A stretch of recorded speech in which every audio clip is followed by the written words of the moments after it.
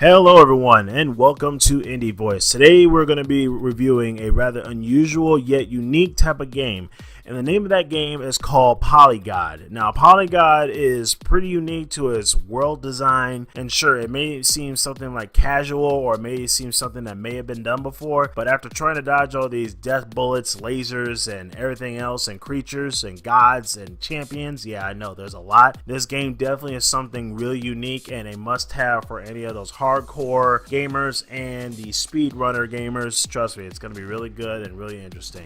So let's get started with the story.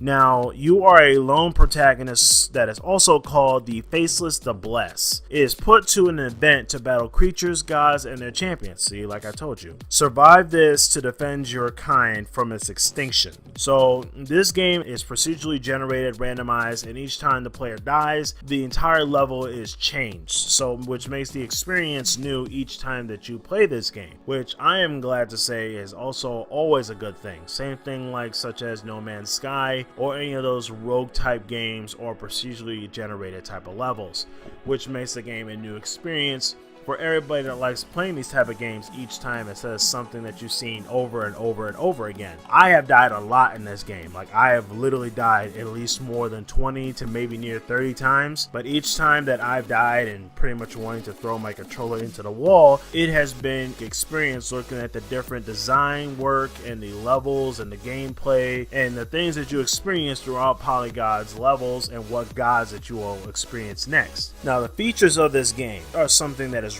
really special for the fact that each blessing has a different power-up that can either help you out or make this game kill you. Please be careful which blessing that you do acquire, because it is definitely 12 times more difficult than you expect. Now, the power-ups are stackable. They do combine to create different effects, but you have to be careful of its consequences that they do tend to have. If I have one of those blessings, I could have a gun that shoots 20 to 30 bullets at a time, but my consequence is that my health down to 5 health, and that's my max unless there's something to be able to cancel it out, which there is, but the chances of you getting it are also 50-50. The game does have its uniqueness, stackable combos and power-ups and everything else, which makes it more interesting because each one of these blessings do have a long description of what this does, how this is going to help you, what is this going to be able to do for you in the future, and what consequences will you be facing if you stack it up upon that. Now, death is permanent in this game. There is no to be continued areas. There are no areas to be saved. It's you shotgun it, or otherwise you're die and then you got to do this all over again. Pros and cons of this game is it's a great game for hardcore players and speedrunners. Unique level design, challenging, and hard learning curve. When I say hard learning curve, if you have a Nintendo Switch, it's gonna take you a little bit of time to get used to controls, but if you have a PC, it's probably gonna be easy as heck. The Xbox One may be a little bit easier, but may not. It's something that is a lot to take in. Now, the cons does get a tiny bit repetitive at times after playing this game for more than 2 to 3 hours.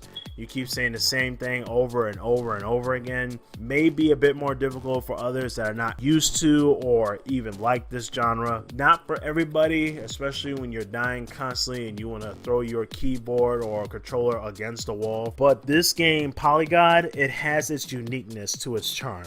Unusual design, creative enemies, including the story, yet after a while, the game does have its frustration points, which makes the player, like I said before, this game you should buy. If you love those hardcore survival type shooter games where you just shotgun straight through something, or you just need a game that's really challenging, that's going to make you think and think about what you do next, this is definitely something that you need to have in your Nintendo Switch, PC, or Xbox One library. I gave this game for an honest rating, and my ratings, which is basically a must-have or not worth it. In this case, this is definitely a must-have. And the professional score, I gave this game about a 7 out of 10. It is a challenging game, yet with its repetitiveness, which does get tedious at times, but also still very exciting. Thank you for listening. Please remember to like, comment, and subscribe.